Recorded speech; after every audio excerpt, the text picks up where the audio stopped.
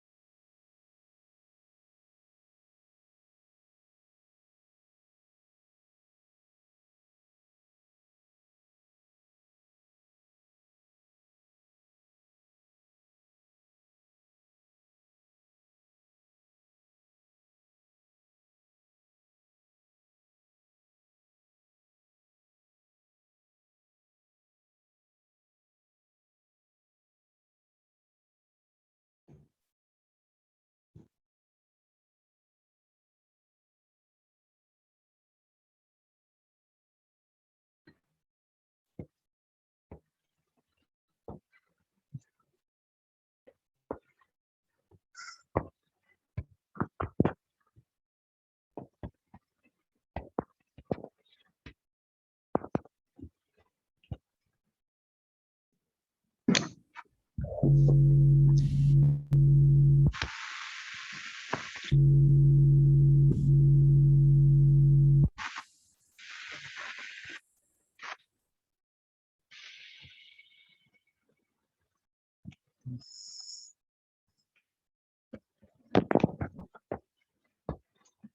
creo, no la clase.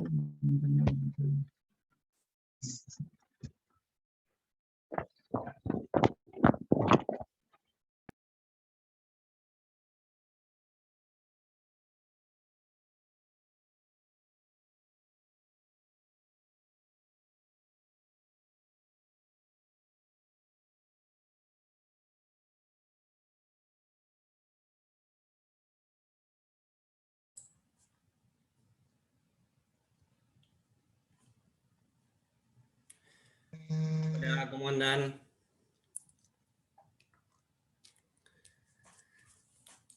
¿Cómo andan, chicos? ¿Bien?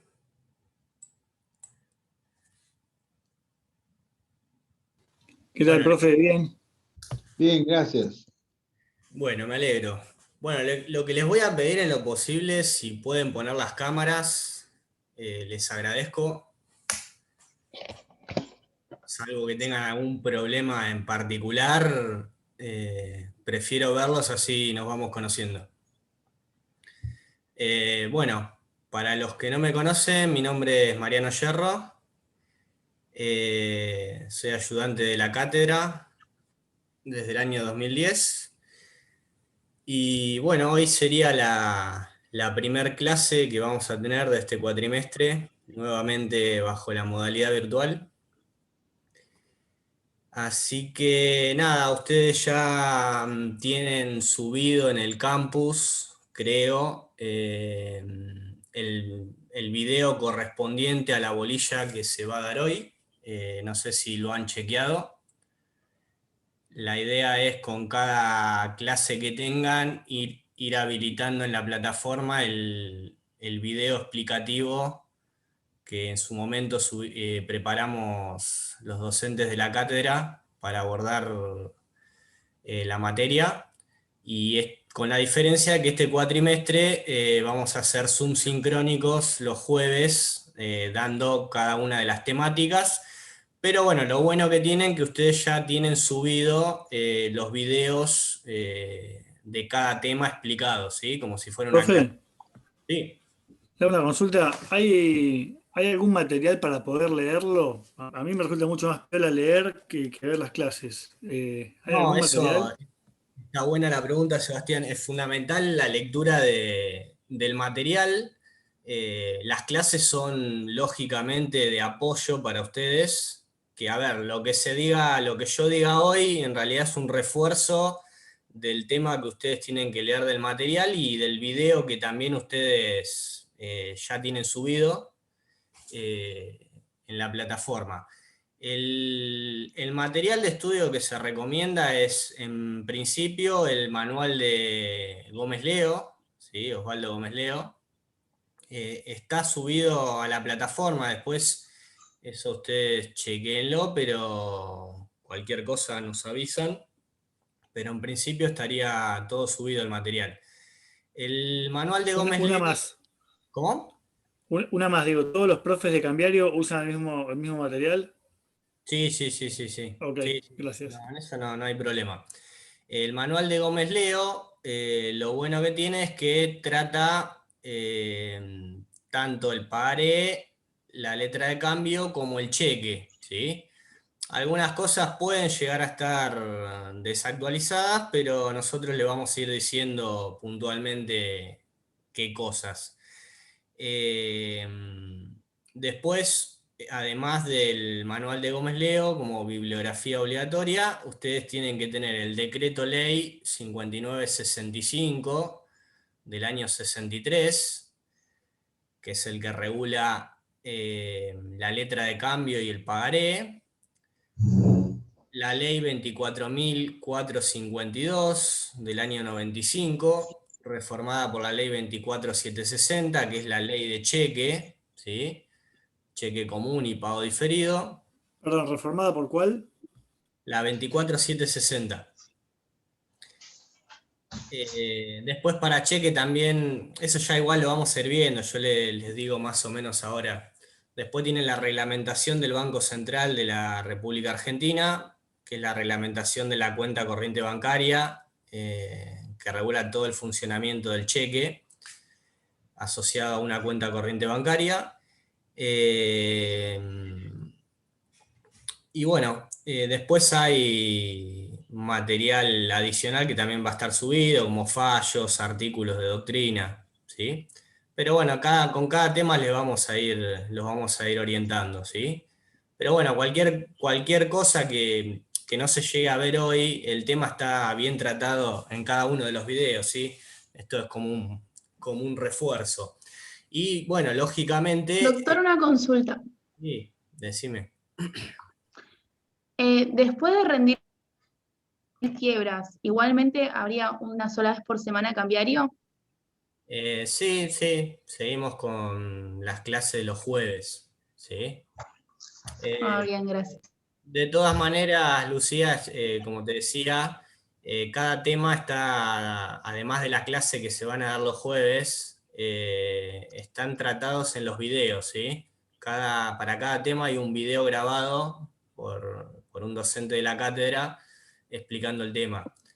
Estas clases serían como, además de por ahí abordar el tema, es para que ustedes también evacúen dudas, ¿sí?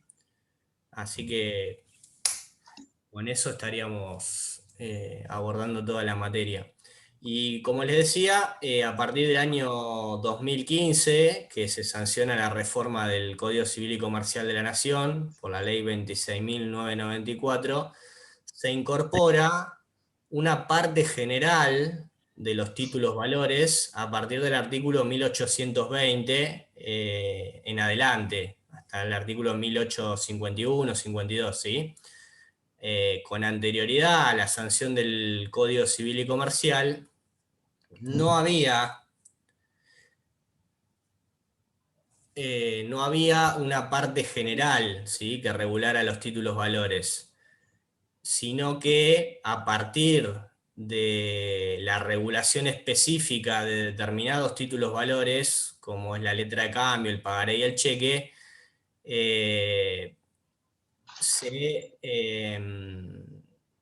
doctrinariamente se aplicaban esas consideraciones respecto de esos títulos a otros títulos valores, ¿sí? Pero no estaba sistematizado una parte general aplicable a todos los títulos valores. Bien. Lo único que estaba regulado era algunos títulos valores, como ser la letra de cambio, el pagaré, el cheque, la factura conformada, ¿sí? Pero la parte específica. Con la sanción del código pasamos ahora sí a tener una parte general aplicable a todos los títulos valores, ¿sí?, que se va a aplicar en subsidio de lo que disponga la normativa específica que corresponda a algunos títulos valores en particular, que son los que mayormente vamos a abordar durante la cursada. No vamos a tratar en la cursada todos los títulos valores, sino que vamos a ver la parte general y específicamente el pagaré, la letra de cambio someramente y el cheque. ¿Bien? Bueno, ¿alguien sabe, me puede decir qué sería un título valor? Una definición de un título valor. ¿Qué son los títulos valores? O sea, los títulos valores son el objeto de estudio del derecho cambiario.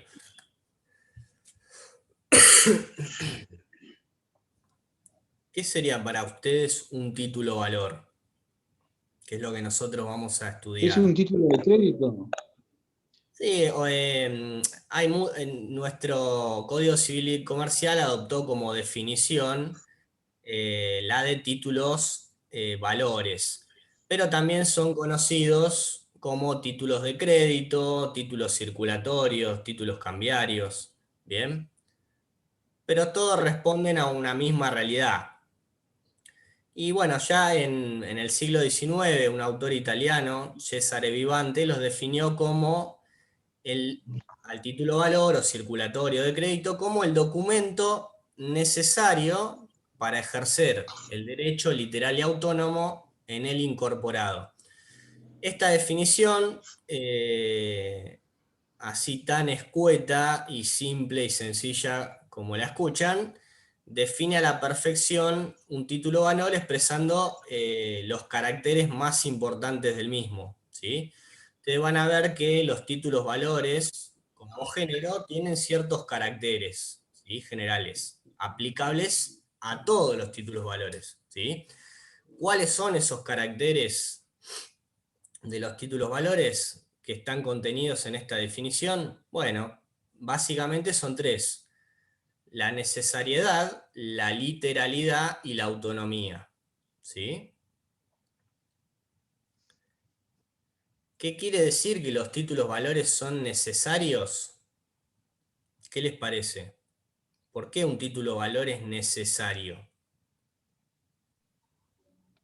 Es necesario para poder ejercer el crédito que está incorporado. Exacto, o sea, para que el crédito nazca, o sea, para que se constituya y para poder ejercerlo o para poder transmitirlo, necesariamente debo tener la posesión, ¿sí?, física del documento. Yo no puedo constituir, ejercer, transmitir o extinguir ese derecho creditorio contenido en el título si no tengo la posesión material del mismo, ¿sí? Eso hace a la necesariedad. Bueno, esto ustedes van a ver que viene un poco de la teoría de la incorporación de Savigny, ¿sí? Que ahora la vamos a mencionar un poco.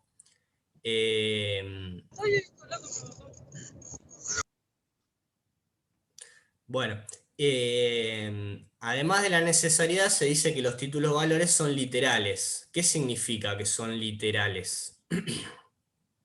¿Qué les parece? Que no se extiende más allá de lo que dice el instrumento. Sí, sí. Que no se remite a otro documento. Bueno, eso es más para el carácter completo, que es un carácter propio de los papeles de comercio, que ahora vamos a ver. La literalidad apunta a que la extensión, ¿sí?, la modalidad del derecho, los alcances, la extensión y la modalidad del derecho, se ciñe al tenor literal y documental del título, ¿sí? Es decir, que el derecho se va a ejercer con la medida, la extensión y los alcances que surgen del tenor literal del título, ¿sí? O sea que yo voy a ejercer ese derecho de crédito, ¿sí?, de acuerdo a lo que esté estipulado en el documento, ¿bien? Después vamos a ver qué implica esto en la práctica. Y después, por último, tenemos la autonomía, que es uno de los caracteres más importantes de los títulos valores. ¿Qué sería la autonomía? ¿Puede ser que se bastan, digamos, por sí solos? No, eso también apunta más al carácter completo del documento. Que no se acumulan las defensas anteriores. Que no se acumulan las defensas anteriores. Bueno, vamos a ver un poco el origen histórico para que ustedes entiendan este carácter. Ustedes, cuando vieron contratos, vieron o estudiaron la cesión de créditos, ¿sí?, como uno de los contratos, ¿sí? Que es un contrato bilateral entre una parte que se llama cedente y otra parte que se llama cesionario, ¿bien?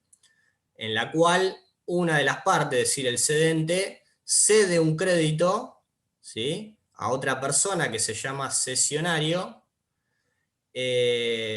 un crédito que tiene con respecto a un tercero, que se llama deudor cedido, ¿bien? Bajo ciertas condiciones. ¿Cuáles son estas condiciones? Que el cedente, al ceder el crédito, lo único que garantiza es la existencia y legitimidad del crédito.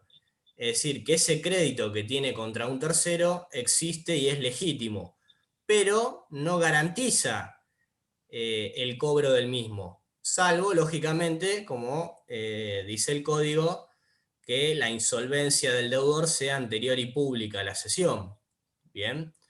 Pero fuera de ese caso, el cedente no compromete su responsabilidad patrimonial o personal en caso de que el deudor cedido al momento del vencimiento no pague ese crédito, ¿sí? Lo único que garantiza es la existencia y legitimidad del crédito. Bien. Pero ¿qué otra particularidad tiene la cesión? Que el cedente, ¿sí? O mejor dicho, el cesionario debe notificar al deudor cedido de la cesión. ¿Para qué? Para que pueda pagar de manera válida a quien corresponde. Claro, porque antes de la notificación al deudor cedido, si el deudor cedido le paga al cedente, paga bien y se libera. Una vez notificado de la cesión, ya no puede pagarle al cedente. Necesariamente, para pagar con efectos solutorios, debe hacerlo al deudor cedido. ¿Bien? De lo contrario, ese pago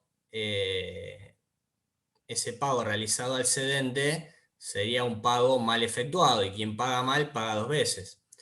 Y por último, otra de las características de la cesión de créditos, que estuvo muy en boga hasta el siglo XIX. Acuérdense que hasta el siglo XIX era la única forma en la cual podía circular un crédito, ¿sí? No existían los títulos, o sea, existían, pero no con toda la dimensión y la doctrina que tenemos hoy en día. ¿Cuál es otra de las particularidades que tiene la cesión de créditos? Es que las defensas o excepciones personales que el deudor cedido tuviera contra el cedente le son oponibles al cesionario, de manera tal que esas excepciones personales se acumulan durante la circulación del crédito, por aplicación de lo que ustedes conocen como el principio del nemo plus iuris. Es decir, nadie puede transmitir un derecho mejor o más extenso que el que tiene, y viceversa, nadie puede recibir un derecho mejor o más extenso que el que tiene aquel que se lo transmitió. ¿Esto qué quiere decir? Que si el deudor cedido en su momento le hizo un pago parcial al cedente, ¿sí? Documentándolo en un recibo por separado, ese pago parcial, como excepción personal, de carácter personal que es, le puede ser luego opuesta al cesionario, porque el cesionario, como les decía, no adquiere un derecho mejor o más extenso que el que tenía el cedente, sino que lo adquiere en la misma forma y condiciones que su antecesor. En definitiva, todas las excepciones que el deudor podía oponerle al cedente le son oponibles al cesionario. Todas estas cuestiones que yo le comento, propias de la cesión de crédito, en definitiva, ¿qué efectos producían o producen en la circulación del crédito? Y producen inseguridad.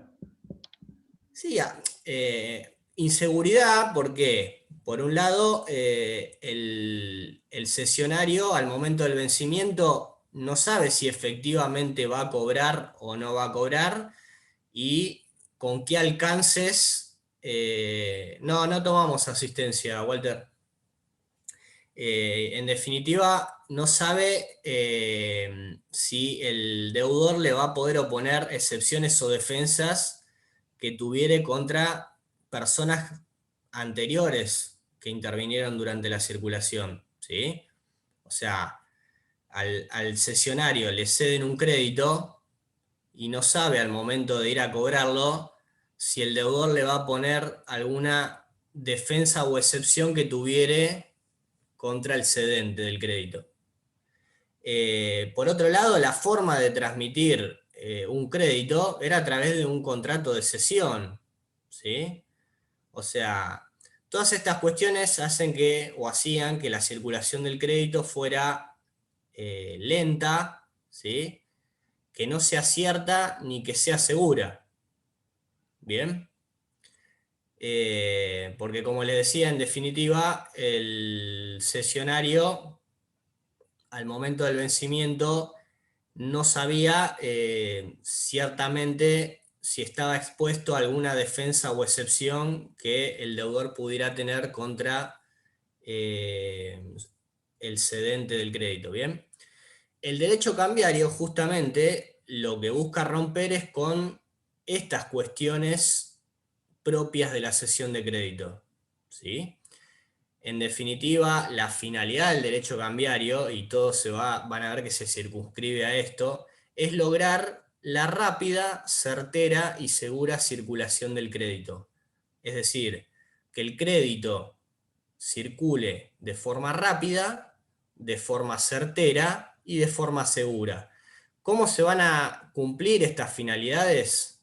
¿O cómo trata el derecho cambiario de lograr este cometido? A través de estos caracteres que nosotros estamos viendo. La literalidad, ¿sí? La literalidad, la autonomía, principalmente. Y a esto iba con la autonomía. La autonomía justamente es uno de el carácter más importante de los títulos valores, porque es el que da seguridad y certeza en la adquisición del derecho. ¿Por qué?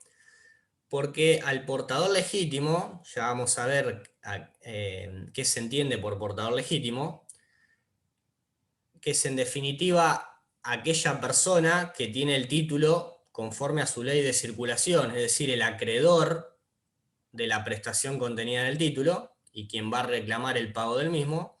A esa persona, el deudor, no le va a poder oponer las excepciones o defensas de carácter personal que tuviere contra tenedores anteriores del título. Es decir, si el deudor, ya vamos a ver que en materia cambiaria puede haber más de un deudor, ¿sí? No hay un único deudor.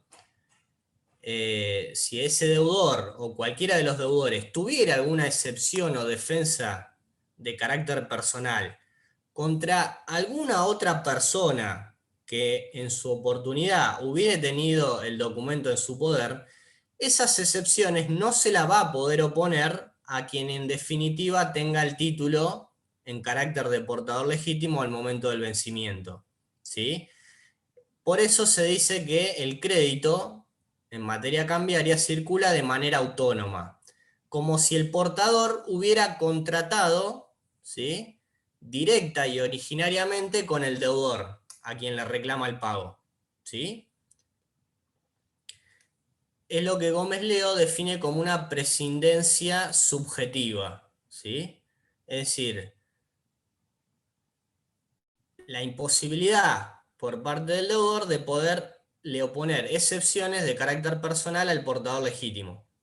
Vamos a dar un ejemplo práctico para que ustedes entiendan. Supongamos que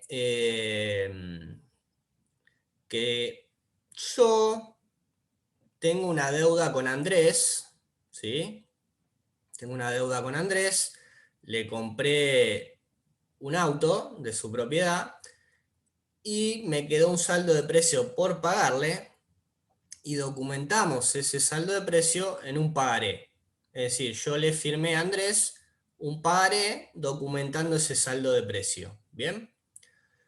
Resulta que ese pagaré era por 50.000 pesos, pero Andrés me documentó una quita de el 50%. En vez de 50.000, me dice, bueno, dame 25.000.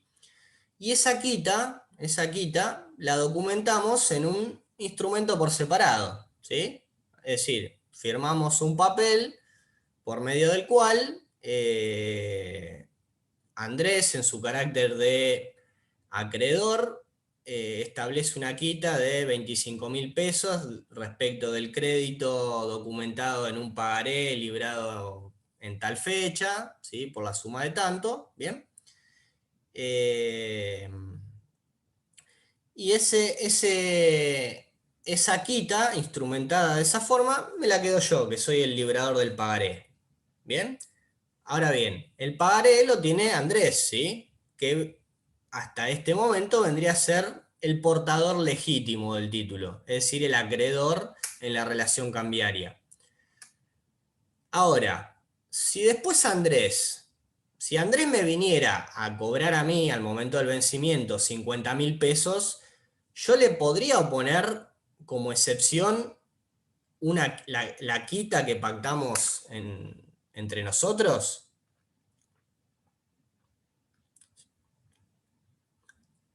Es decir, si Andrés viene al vencimiento, me dice, a ver, vengo a cobrar los 50.000. Yo le puedo decir, no, esperá, nosotros pactamos una quita documentada por instrumento por separado. Yo no te voy a pagar 50, te voy a pagar 25. ¿Yo le puedo poner esa excepción de carácter personal a Andrés?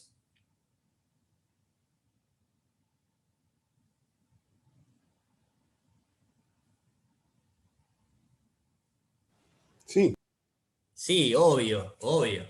¿Sí? Obvio porque la pactamos entre nosotros. ¿Sí? Es una excepción de carácter personal que entre las personas que la pactaron es perfectamente oponible, ¿sí? Sí, llámenle por el carácter obligatorio del vínculo, la teoría de los actos propios, o lo que fuere, ¿bien?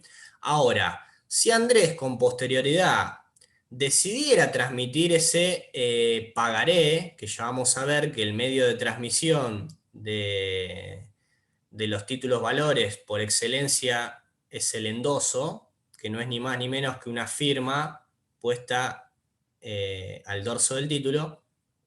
Si Andrés decidiera endosarle y transmitirle ese pagaré a Lucía, porque por ejemplo,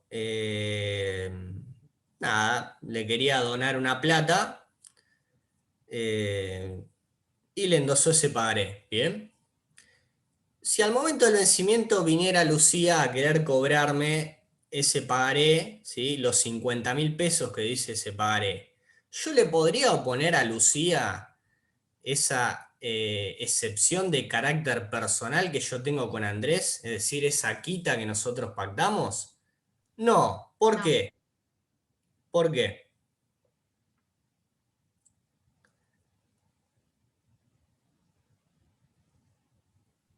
Por la autonomía. Por la autonomía, ¿sí? Por el carácter autónomo, ¿sí? Del título. Es decir, ¿qué quiere decir? Que Lucía, al momento de adquirir ese pagaré, adquirió un derecho autónomo. Adquirió un derecho autónomo. Como si hubiese contratado, digamos, directa y originariamente conmigo, ¿sí? Por más que así no haya sido. De manera tal que yo a Lucía, por el carácter autónomo del título, no le puedo poner las defensas o excepciones de carácter personal que yo tenga contra tenedores anteriores del título, como por ejemplo, y en este caso, Andrés, ¿sí? Esas excepciones yo se las puedo poner a Andrés, pero no se la puedo poner a los sucesivos portadores del título, ¿sí? Tengo una duda, Sí. una pregunta. Y, digamos, ese deudor, ¿podría en algún punto restringir la circulación del pagaré con, digamos, con el argumento de que se había pactado una quita en un primer momento? Digamos, ¿se lo podría de algún punto impedir esto? Es decir, que se lo transmitan, que se transmita de Andrés a mí, por ejemplo. Sí, perfectamente, con la cláusula no a la orden, que ya la vamos a ver. Si yo quiero evitar esto, si yo quiero evitar esto y seguir teniendo la posibilidad de oponer las excepciones o defensas que tenga contra la persona a quien le di el pagaré a cualquier portador del título, lo puedo hacer colocando lo que ya vamos a ver que se denomina cláusula no a la orden. Ya lo vamos a ver, pero sí, Lucía, se puede. Pero en principio, los títulos valores y el pagaré, la letra de cambio, el cheque no son la excepción, son de carácter autónomo. ¿Qué quiere decir? Que al portador legítimo del documento no se le pueden oponer las defensas o excepciones de carácter personal que el deudor tuviere contra tenedores anteriores del título. ¿Sí? Bien. De esta manera, fíjense, a diferencia de la cesión de créditos, que Lucía adquiere un derecho, o sea, el crédito circuló de forma certera y segura. Es decir, Lucía sabe que va a cobrar, entre comillas, o tiene derecho a cobrar la suma expresada en el documento y con los alcances, la modalidad y la extensión que se ciñen del tenor literal del título, y que no va a estar expuesta a excepciones o defensas que el deudor pudiere tener contra otras personas que tuvieron el título con anterioridad. ¿Sí? Eso le da certeza y seguridad a la adquisición y circulación del crédito, que es lo que no pasaba con, o que no pasa con la cesión de crédito, ¿sí? Como modo de circulación del crédito. ¿Se entiende? O sea, volviendo, como les decía, el derecho cambiario lo que busca es que el crédito circule de forma rápida, certera y segura. ¿Cómo se logra esto? Bueno, con estos caracteres, con la literalidad y la autonomía, fundamentalmente. Bien.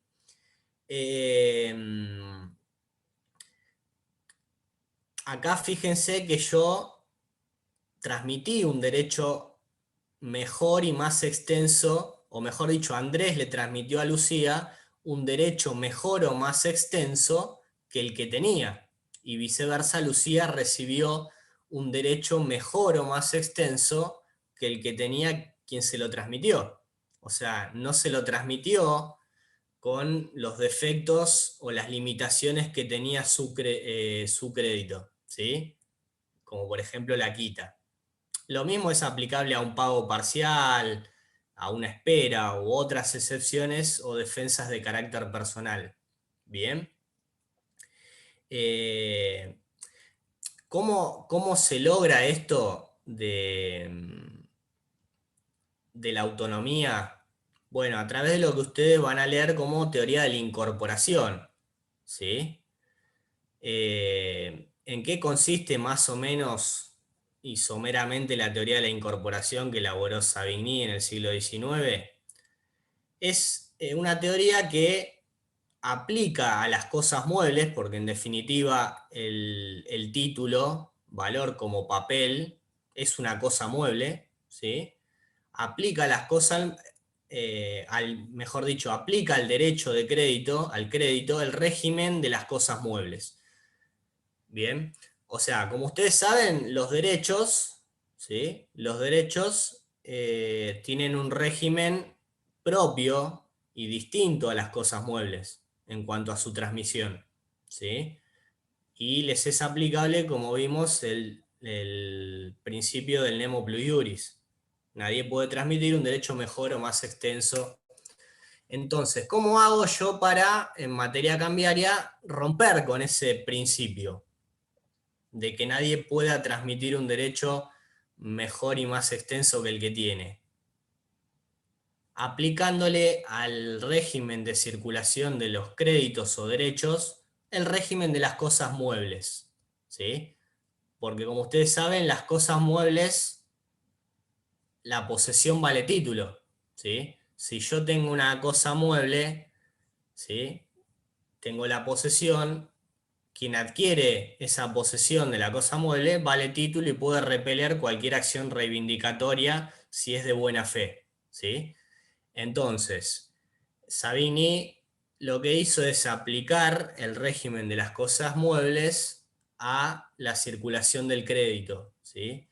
A través de lo que se conoció como la teoría de la incorporación, ¿sí? Ya ustedes después lo van a leer, pero básicamente es eso la teoría de la incorporación. Es la aplicación del régimen de las cosas muebles al derecho de crédito, ¿sí? Es como, dice Savigny, formar un consorcio indisoluble entre el papel, el título, la cosa, y el derecho de crédito incorporado en el mismo, ¿sí? De manera tal que regulando el continente, regulo el contenido y le aplico únicamente el régimen de las cosas muebles. De esta manera, quien tiene la posesión de buena fe de un título valor, ¿sí? Puede adquirir un derecho mejor o más extenso que el que tenía quien se lo transmitió, ¿sí? Y no está expuesto a las defensas o excepciones que el deudor tuviere contra otros tenedores del título. Bueno, estos serían los caracteres de los títulos valores en general: la necesariedad, la literalidad y la autonomía, ¿sí? Después van a ver que hay una categoría específica de títulos valores que se conocen como papeles de comercio, ¿sí? O sea, el género serían los títulos valores y la especie serían los papeles de comercio.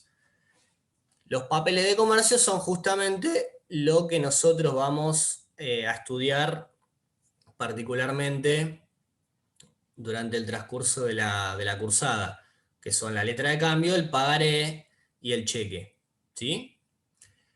¿Qué caracteres específicos, además de los generales que ya vimos, tienen los papeles de comercio, como el pagaré, el cheque y la letra de cambio? ¿Lo saben?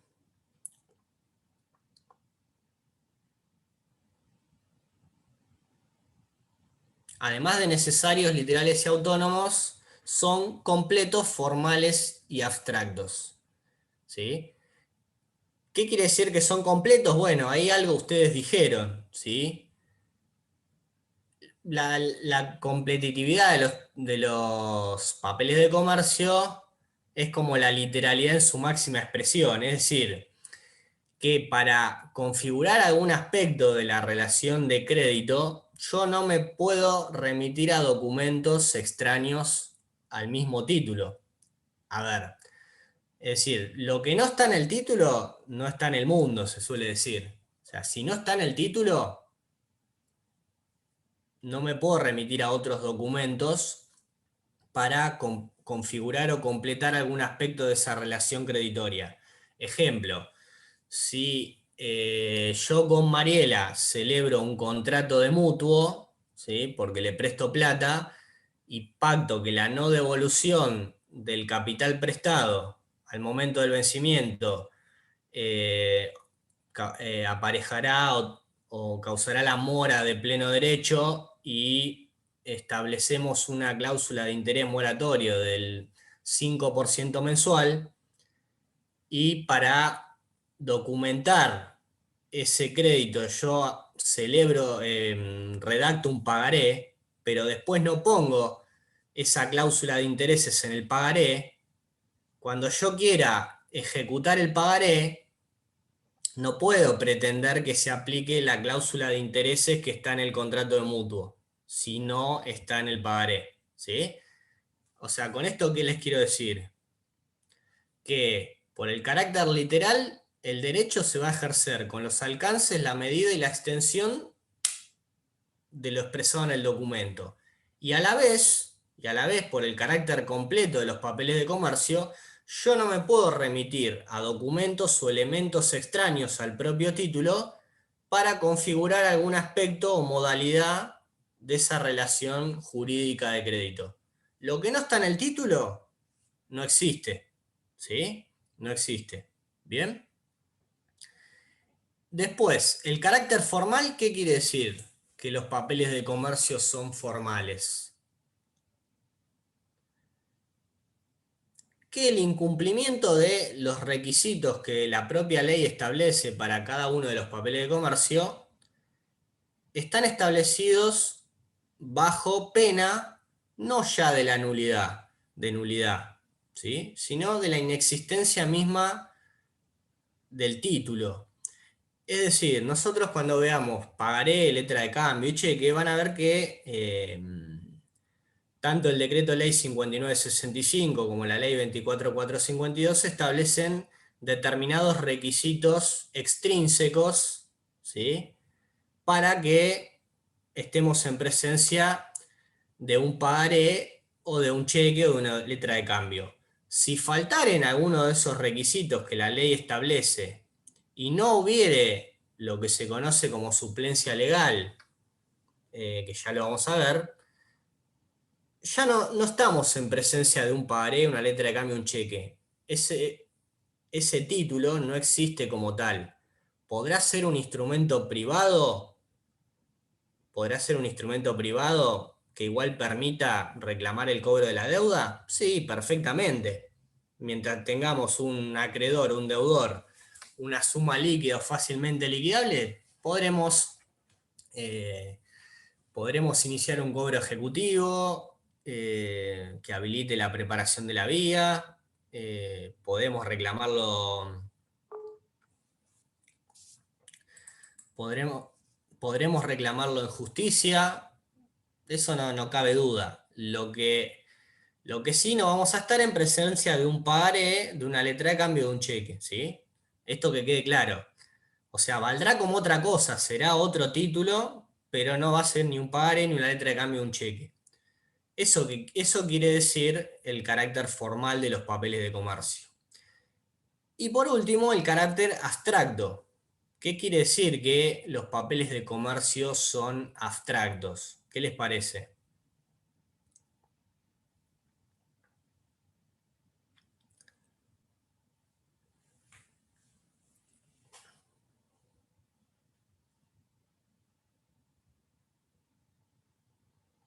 Julieta. No, la verdad no sé. Que no está la causa que origina ese título. ¿Cómo? Que no está la causa. Vamos, bueno, está bueno lo que dijiste para poner un poco en claro algunas cosas. Como ustedes saben, no hay obligación sin causa. ¿Sí? Esto lo vieron en obligaciones. ¿Qué quiere decir? Que no hay obligación sin que responda algún acto o hecho jurídico que dé nacimiento a esa obligación. O sea, a ver, en definitiva, nadie anda librando pagarés, letra de cambio, cheques por la vida porque sí, sino que generalmente el nacimiento de estos títulos valores o papeles de comercio responden a un negocio jurídico que determinó su creación o transmisión, ¿sí? No vamos a entrar a ver si estamos hablando de la causa fuente, la causa fin, ¿sí? Cuando hablamos de causa, en principio estamos hablando de causa fuente. Causa fuente entendida como causa del deber, como negocio jurídico, relación jurídica, acto o hecho jurídico que determinó la creación o la transmisión de ese título, ¿sí? ¿A qué iba con esto? Que no es que la abstracción tiene que ver con que el pagaré, la letra de cambio, el cheque no tengan causa. Todos los títulos, valores y los papeles de comercio tienen causa. De hecho, en el ejemplo por ahí que dábamos... Pero no está expresado en el título. Tampoco. Mirá, en el ejemplo que dábamos, que yo le compraba un auto a Andrés, bueno, ¿cuál es la causa de ese pagaré? El contrato. La compraventa. La compraventa, ¿sí? El contrato de compraventa. O sea, el pagaré se libra, ¿sí? Como consecuencia del contrato de compraventa. La causa fuente es el contrato de compraventa, ¿sí? Después, si Andrés se lo endosó a Lucía porque quiso donarle ese dinero, regalárselo, bueno, la causa de esa transmisión será el contrato de la donación, ¿sí? Es decir, en definitiva, no hay obligación sin causa. Ahora, que tenga causa quiere decir, perdón, ¿qué determina que un pagaré, una letra de cambio, un cheque sea abstracto? ¿Que no tenga causa? No.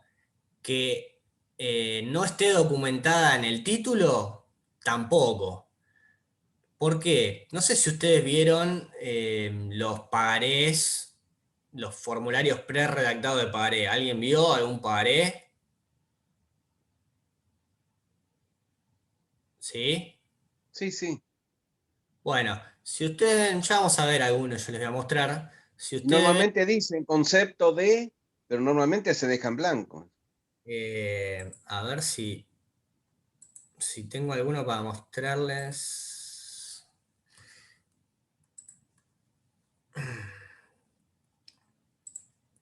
Vamos a entrar a...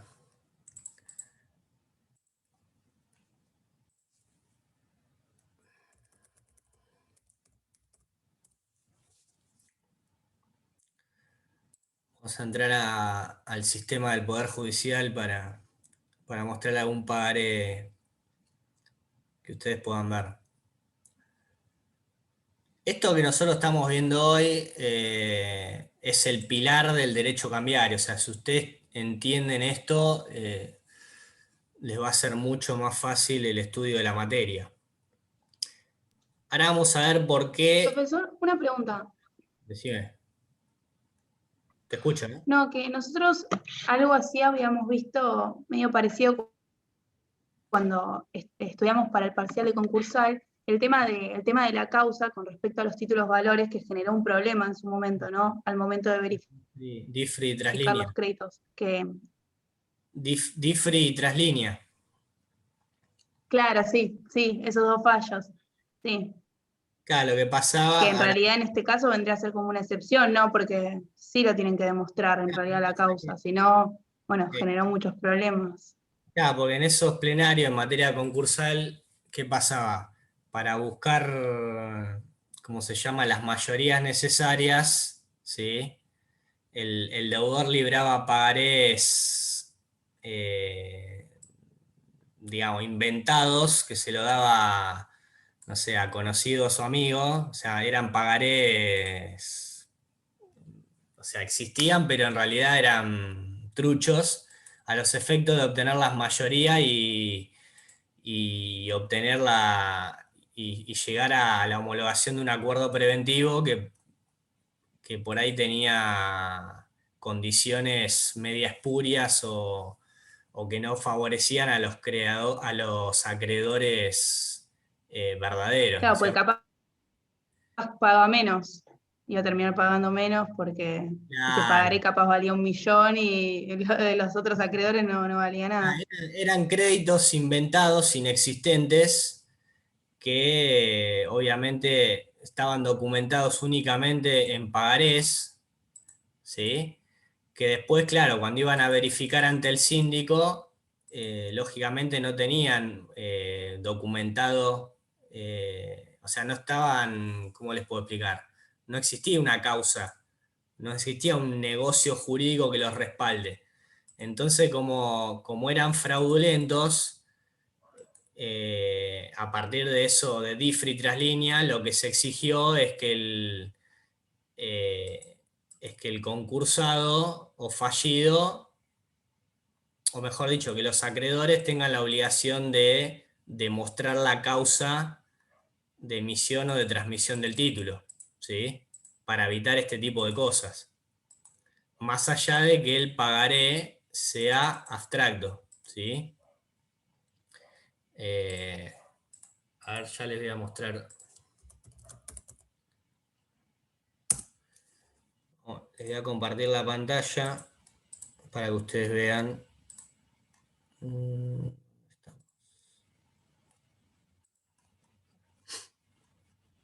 ¿Ahí ven bien? ¿Ven la pantalla? Sí, sí.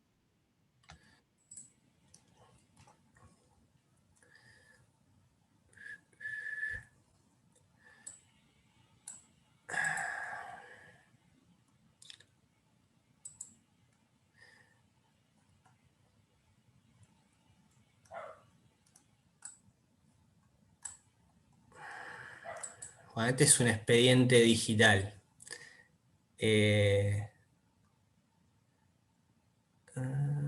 Bueno, este es un pagaré. ¿Lo ven ahí? ¿Lo ven? Sí, sí. Sí. Dijimos que el pagaré es abstracto. Bueno, y ahí ustedes dijeron que es abstracto cuando no está indicada la causa, cuando no está indicado el negocio jurídico por el cual el pagaré se libró, se creó. Bueno, esto no es así. Fíjense que acá está indicada la causa, mire. Por igual valor en concepto de prestación de servicios recibidos a entera satisfacción. Es decir, que este pagaré se libró porque el librador y deudor recibió por un valor igual servicio, o sea, le prestaron plata, ¿sí? La causa de emisión de este pagaré es un mutuo, ¿sí? Está expresada. Generalmente esto se denomina en los pagaré relación de valuta, ¿sí? Que no es ni más ni menos que la indicación de la causa de emisión del título. Puede decir por igual valor recibido en servicio, por igual valor recibido en dinero, por igual valor recibido en mercaderías. O sea, en definitiva, no es ni más ni menos que expresar la causa. Ahora, Doctor, disculpe, pero esto no tiene más que ver con los famosos pagarés de consumo. sí, no, Porque no me... ahí veo que es Credil, que es una financiera, de que está prestando, es un mutuo, y Sí. en ese caso se les exige que el tema para poder ejecutarlo como pagaré de consumo. Sí, no me quiero meter mucho en eso porque da para largo el tema.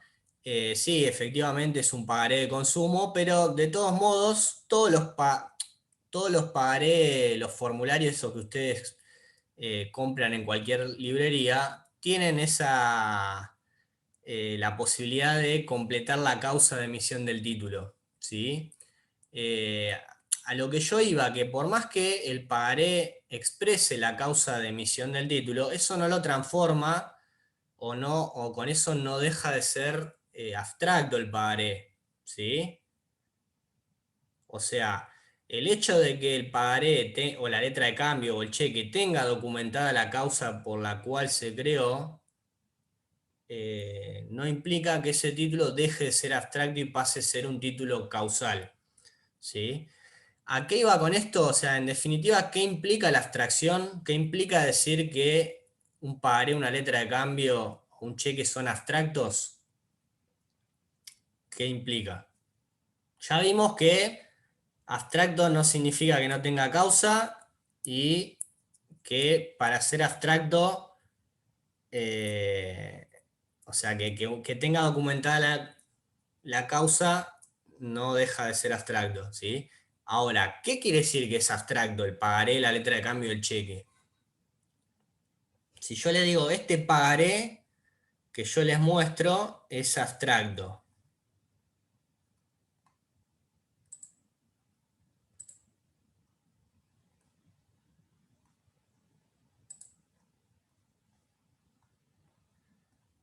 Yo le digo, este pagaré es abstracto. ¿Qué quiere decir?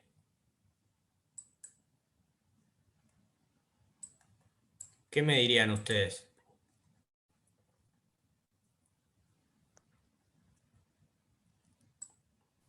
No sé, algo abstracto habitualmente es algo que no tiene una forma definida. Ahora, respecto a un pagaré, no tengo idea qué es.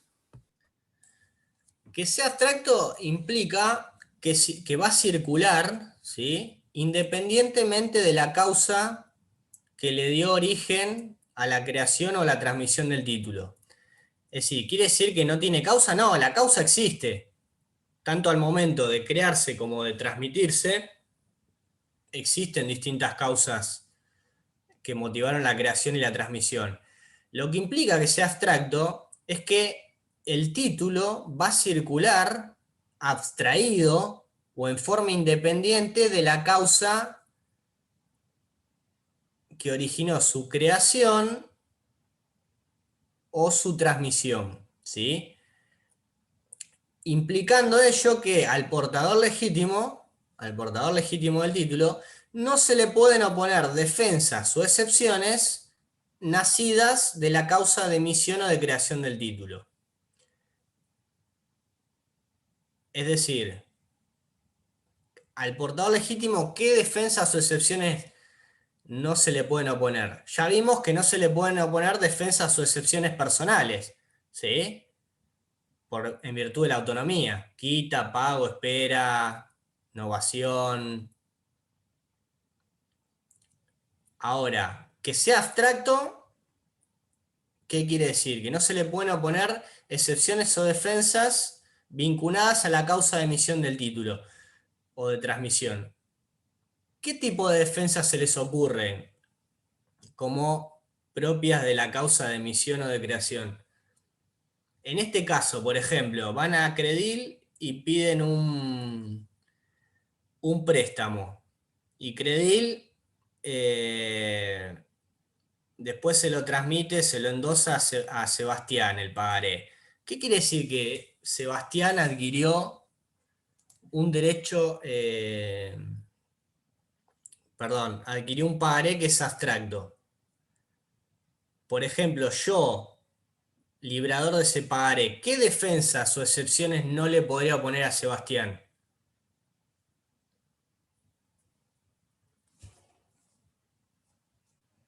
Que alguien te canceló previamente algún saldo. No, porque eso es más propio de la autonomía.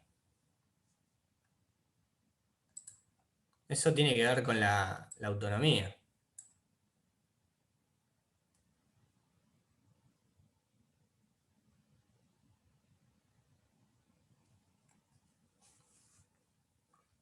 ¿Cuál es una defensa o excepción que, en general, que puede derivar de la causa de la obligación? El no cumplimiento de la otra parte de la obligación. Claro, por ejemplo, la exceptio non adiplenti contractu, es decir, yo no te cumplo porque vos no me cumpliste, es decir, yo no te pagué, yo no le pagué el crédito a Credil que documentamos en el pagaré porque no me entregó, en realidad no me dio el dinero, ¿sí? O me dio menos, ¿sí? O qué sé yo, si fuera una compraventa de mercaderías, Sí, bueno, que un electrodoméstico porque vino fallado, porque no funcionó.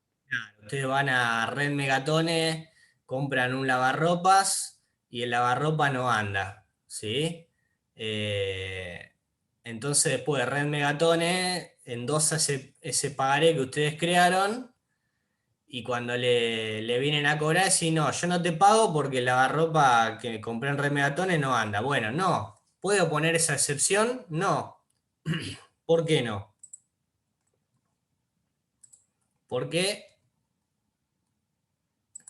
el portador legítimo adquirió un derecho abstracto, ¿sí? O sea, al portador legítimo no se le pueden oponer excepciones o defensas que surjan de la causa de emisión o de transmisión del título. A ver, Isabel, preguntás, ¿cuándo es abstracto? Es porque circula con independencia de la causa que le dio origen. Exacto, sí, es lo que estamos diciendo. Circula independiente, ¿quiere decir que no tiene causa? No, sí, causa hay un mutuo, hay una compraventa, lo que sea. Ahora, ese título circula abstraído o en forma independiente de la causa, ¿sí? ¿Eso qué implica? Que al portador legítimo no se le pueden oponer defensas o excepciones vinculadas a la causa de emisión o de transmisión del título, porque él adquiere un derecho abstracto. ¿Se entiende? Ahora, ¿esto es absoluto? ¿La abstracción es absoluta? No, es relativa. Es relativa entre obligados, lo que vamos a ver que se llaman obligados inmediatos, y es absoluta frente al portador legítimo, ¿sí? Por ejemplo, si yo, en el ejemplo, celebro con Andrés un contrato de compraventa de un auto, yo le compro el auto y le doy un pagaré, documentando el saldo de precio. Y después me viene a cobrar Andrés y yo le digo, no, mirá, no te voy a pagar porque el auto tenía el motor fundido. ¿Yo le puedo poner esa excepción vinculada a la causa de emisión del título a Andrés? Andrés adquirió un derecho, perdón, ¿ahí juega la abstracción? No, ahí no juega. Ahí no Porque juega, ahí son no juega. inmediatos. Porque son obligados inmediatos, es decir, entre aquellos sujetos partícipes o intervinientes en el negocio que motivó la creación o la transmisión del título, léase librador, tomador o beneficiario, endosante, endosatario, ¿sí? Entre ellos no hay abstracción, ¿sí? La abstracción sería relativa, ¿sí? Relativa.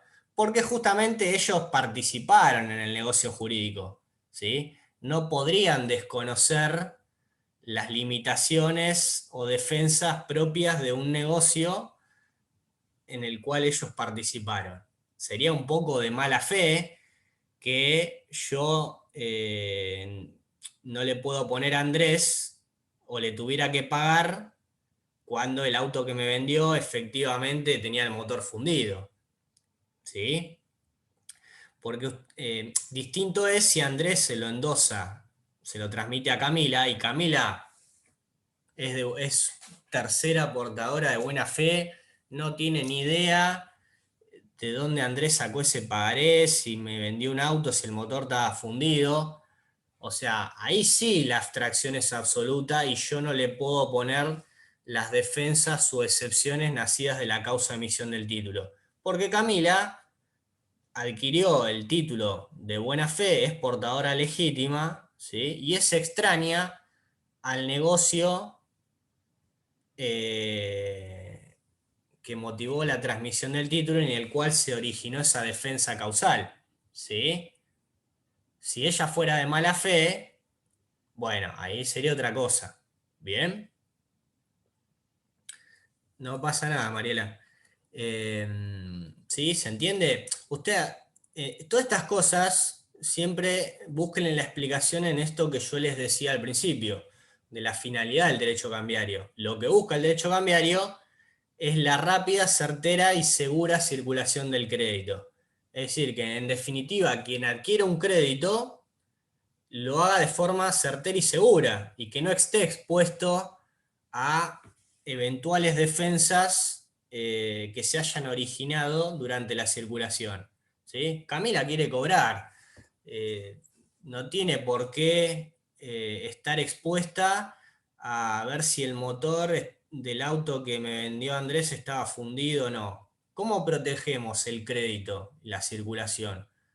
Con estas cosas, con la abstracción, la autonomía, dándole seguridad y certeza a la circulación del crédito, de manera que quien lo adquiera sepa que si no pactó ninguna quita, una espera, ningún pago, no hizo nada raro, va a cobrar, ¿sí? Va a cobrar. Ahora, ustedes dirán, ¿alguno cursó práctica 2 ya? Ustedes dirán, pero cuando vemos el proceso Sí, yo la cursé. ejecutivo, vos la cursaste, Walter. Ahora, Sí, bueno, sí. los que la cursaron o cuando la vayan a cursar, ustedes van a ver letra de cambio, pagaré, cheque, y van a ver que el 542, inciso 4 del Código de Procedimiento de la Provincia de Buenos Aires, dice no se puede discutir la causa de emisión del título, aún entre obligados inmediatos. Es decir, que en el marco de un proceso ejecutivo, por más que sean obligados inmediatos, librador y tomador beneficiario, endosante, endosatario, igual no se puede discutir la causa de emisión del título. Y ustedes le van a decir al doctor Casas, por ejemplo, le van a decir, pero nosotros en Cambiario nos dijeron que entre obligados inmediatos sí se podía discutir la causa. Bueno, la cuestión es así. En ese caso, la abstracción es de carácter procesal, ¿sí? Más allá de la dudosa constitucionalidad o no, lo cierto es que la abstracción que ustedes ven en la práctica 2, en materia de títulos ejecutivos, es de carácter procesal. Es decir, es por la vía procesal elegida para el cobro del crédito, ¿sí? Ustedes no pueden discutir cuestiones causales ni entre obligados inmediatos, pero en el marco de un proceso ejecutivo. Ahora, si ustedes inician no un proceso ejecutivo, un juicio de conocimiento sumario, ¿sí? Ahí no tenemos esa abstracción de carácter procesal que regula el Código de Procedimiento para el juicio ejecutivo. Ahí volvemos a la abstracción en toda su dimensión que nosotros vemos en materia cambiaria. ¿Con esto qué les quiero decir? Que la abstracción que nosotros estudiamos es una abstracción de carácter sustancial, regulada por el derecho de fondo, ¿sí? Por una ley sancionada por el Congreso y aplicable en toda la Argentina, ¿sí? Después que ustedes tengan una abstracción de carácter procesal propia del juicio ejecutivo, es solo por la vía procesal elegida, ¿sí? ¿Se entiende? Lo que nosotros estudiamos en derecho cambiario es una abstracción de carácter sustancial o de fondo, ¿sí? Entonces, en esta abstracción que nosotros estudiamos, podemos decir que frente al portador legítimo, la abstracción es absoluta. No se puede discutir ni oponer excepciones fundadas en la causa de emisión o de transmisión del título. Pero entre obligados inmediatos, sí. En ese caso, la abstracción es relativa. ¿Sí? ¿Se entiende lo que es la abstracción? Bien. Bueno, y después, yendo también un poco a la parte general y dentro de la bolilla 1, si les quedó alguna duda, pregunten, ¿eh? No se queden con dudas. Nosotros hasta acá vimos los títulos valores como género y los papeles de comercio como especie, con todos sus caracteres. Después ustedes van a, cuando lean el Código Civil y Comercial y vean la parte general, van a ver que existen títulos valores cartulares y no cartulares, ¿sí? Y los no cartulares serían los, lo que se conocen como títulos valores desmaterializados, ¿sí? Y también van a ver que en principio estos 3 caracteres que nosotros vimos de necesariedad, literalidad y autonomía, solo van a ser aplicables a los títulos valores cartulares, ¿sí? Es decir, que cuando el título valor sea cartular, es decir, esté incorporado en un soporte papel, se van a configurar estos 3 requisitos: necesariedad, literalidad y autonomía. Ahora bien, cuando el título valor no sea cartular y sea desmaterializado, únicamente va a conservar el carácter de autonomía, ¿sí? Ustedes dirán, ¿qué está hablando este loco a las 9:30 de la noche? ¿Se dan una idea de un título valor? Bueno, ustedes, título valor cartular, sí, un cheque, un pagaré, en un soporte papel es un título valor cartular. Ahora yo les pregunto, ¿un título valor no cartular o desmaterializado? Una acción. Una acción, exacto. Ahora, ¿qué tipo de acción? Creo que el nombre era escriturales. Una de Exacto, mercado de valores. exacto. Un título valor desmaterializado sería una acción escritural. ¿Qué quiere decir una acción escritural? En principio ustedes pueden haber llegado a haber visto alguna acción documentada en un título valor cartular, ¿sí? La acción es un título valor cartular, ¿sí? Que puede ser acción nominativa no endosable, no sé, que vale 100 pesos, que otorga, no sé, es una acción preferida, que otorga 5 votos, hasta 5 votos, correspondiente a la sociedad tal, etcétera, etcétera. Hay otras acciones que, por el contrario, no están documentadas en un título en soporte papel y que se conocen como escriturales, ¿sí? No me acuerdo el artículo de la Ley de Sociedades, 213, 214, 215 de la Ley 19.550, son acciones que obran en los registros informáticos de la sociedad o bien de de un tercero depositario de esos registros, como puede ser una entidad financiera, una caja de valores, etc. ¿Sí? ¿Materialmente existe esa acción? No, no existe documentalmente o materialmente, sino que, sí, Andrés, cartular significa el papel que contiene el crédito, ¿sí? Sino que esa acción, ese título, obra en registros informáticos que lleva el emisor del título, en este caso la sociedad, o un tercero, ¿sí? Y todas las cuestiones propias de ese título, documentado de esa manera o que obra en ese soporte digital o en esos registros, se van a sentar justamente en registros, ¿sí? Si yo transmito esa acción escritural, ¿la puedo endosar? No, no la puedo endosar. No la puedo endosar. Tendría que hacer un contrato de cesión de acción y esa transferencia se va a documentar o notificar a la sociedad para que sea incorporada a esos registros, ¿sí? Lo mismo si quiero trabar una medida cautelar, esa traba de medida cautelar se va a documentar en esos registros. Si yo quiero, por ejemplo, amortizar esa acción, porque suscribí esa acción que era por un valor de 100.000 pesos, y integré el 25% y quiero integrar el 75% restante, eso se va a documentar en los registros que lleva la sociedad como emisor del título.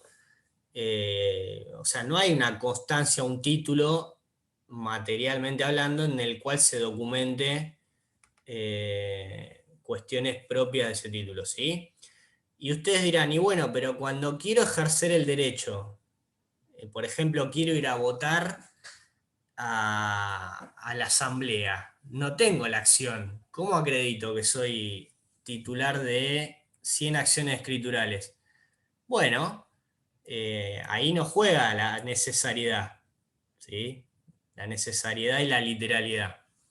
O al menos no juega con la extensión que nosotros vimos para los títulos valores carturales. ¿Ahí qué vamos a hacer? Vamos a pedir un certificado, ¿sí? Un certificado que va a emitir la sociedad emisora de la acción, que dé cuenta de la tenencia de esa acción escritural y las condiciones registrales de la misma, ¿sí? ¿A qué voy con esto? Que todo obra en los registros, en este caso de la sociedad, que es la que emitió la acción, ¿sí? Que es un registro de acciones escriturales. Por eso se llaman títulos valores desmaterializados o no carturales, porque no están representados en soporte papel. Esto tal vez era impensado en el siglo XIX, cuando Savigny elaboró la teoría de la incorporación o esa famosa definición, ¿sí?, de que el título valor es el documento necesario para ejercer el derecho literal y autónomo en el incorporado. O sea, hoy esa definición peca quizá de incompleta porque no abarca a los títulos desmaterializados, ¿sí? Actualmente los títulos valores hoy se definen únicamente por la autonomía, ¿sí? Tal como lo regula el artículo 1820 del Código Civil y Comercial, ¿sí? O sea, hoy nosotros no podríamos, para conceptualizar un título valor, decir que son necesarios y literales, porque dejaríamos afuera a los títulos desmaterializados, como podría ser una acción escritural. Otro título desmaterializado que ustedes van a ver son los nuevos cheques, el e-check. No sé si alguno, bueno, los que tienen home banking, van a ver que hay una solapita que hace referencia a los e-check, que son los cheques electrónicos. Hoy ya en la actualidad se puede emitir cheques sin necesidad de tener una chequera, a través de lo que se conoce como los e-check o los cheques electrónicos. Ese es otro título desmaterializado, ¿sí? Bueno, y estos títulos desmaterializados están regulados a partir del artículo 1850, 1851, 1852 del Código Civil y Comercial. ¿Hasta acá estamos? ¿Sí? ¿Tienen alguna duda? Ya un poquito más y ya lo libero. Hasta -4, ¿no tenemos? Sí. Sí. En definitiva, lo que nosotros vamos a ver, o lo que ustedes van a ver, es una parte general, ¿sí? Que la van a tener que estudiar del Código Civil y Comercial, artículos 1820 a 1852, mal no recuerdo, ¿sí? Que todas esas características son aplicables a todos los títulos valores en general, ¿sí? Títulos valores hay muchos que ustedes conocen. O sea, la letra de cambio, el pagaré, el cheque, las acciones, los warrant, el certificado de embarque, certificado marítimo, certificado de plazo fijo. ¿Sí? Hay muchos títulos valores. Bien. Esta normativa general va a ser aplicable en subsidio de que no exista una normativa específica que se le oponga. Por eso cuando nosotros estudiemos pagaré, letra de cambio y cheque, se va a aplicar el régimen general, ¿sí? Pero en subsidio, de manera subsidiaria, porque tenemos una normativa específica que va a regular este tipo de documentos, ¿sí? En defecto de que haya alguna situación que no esté regulada, sí vamos a ir a la parte general y vamos a aplicar el Código Civil y Comercial, ¿sí? Y después, bueno, vamos a ingresar en el estudio pormenorizado de cada título, de cada papel en comercio en particular. Concretamente, pagaré, letra de cambio y cheque, ¿sí? ¿Tiene alguna duda de la materia en general? La forma de estudiarla. Yo lo que les recomiendo, y esto como consejo, yo también he sido estudiante, sé cómo es la cuestión, yo sé que ustedes estudian concurso y quiebra y está perfecto, porque es la que rinde primero, pero no se olviden de cambiario, ¿sí? La idea es que ustedes la vayan, al menos hasta que rindan quiebra, la vayan siguiendo, ¿sí? Para después no encontrarse el último mes con la cuestión de qué estamos hablando, ¿sí? Y traten de estudiar del material, traten de estudiar de libros y los artículos de doctrina que se suban a la plataforma. O sea, no se queden con apuntes, con clases de grabada, no pierdan tiempo desgrabando videos, ¿sí? O sea, las clases y los videos que están subidos sirven para facilitarle a ustedes la comprensión del tema, ¿sí? Pero traten de estudiar del libro, ¿sí? ¿Tienen alguna duda de lo que se vio hoy, de algo? ¿No? No, es todo nuevo para mí, así que nada, tengo que ponerme a leer, básicamente. ¿Alguien trabaja en la justicia, en algún estudio?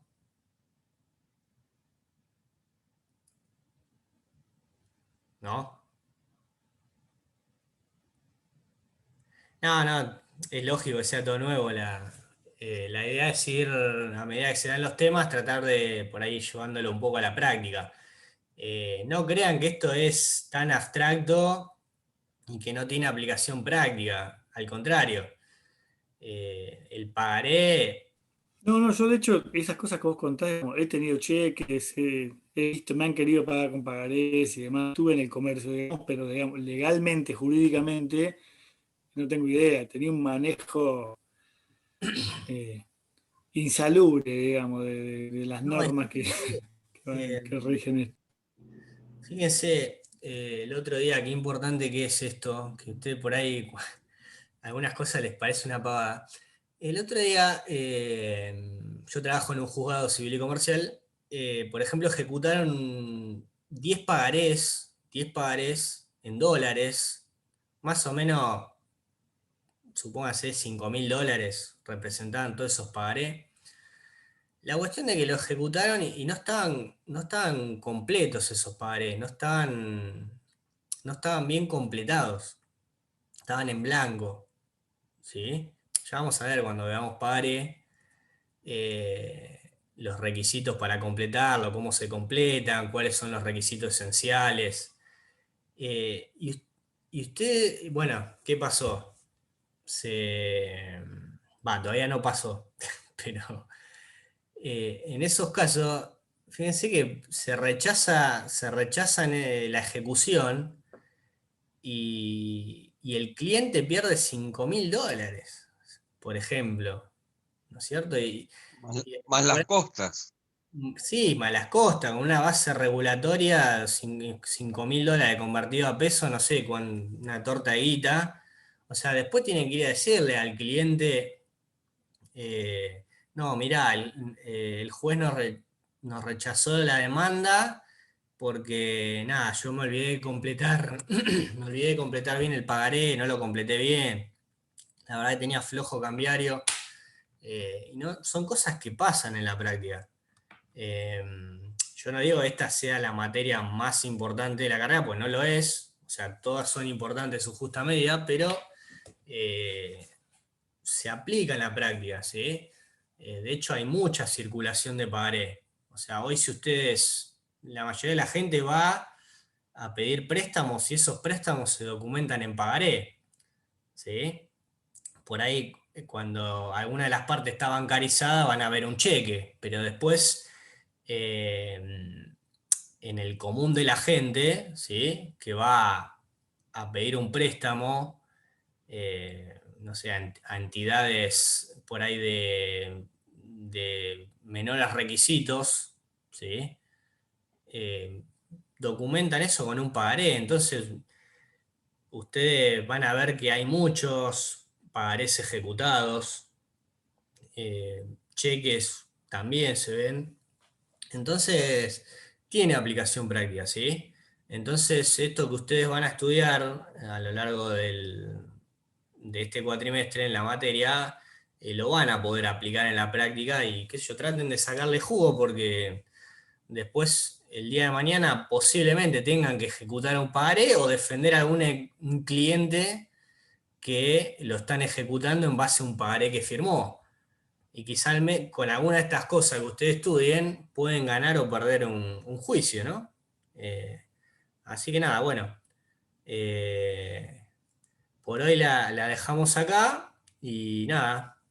Nos vemos la próxima y a su disposición para cualquier tipo de consulta que quieran hacer. ¿Sí? Chicos, nos vemos. Muchas gracias. Buenas Nos noches. vemos, hasta luego. Muchas Gracias, gracias. profe. Buenas Chau, noches. profe. Gracias.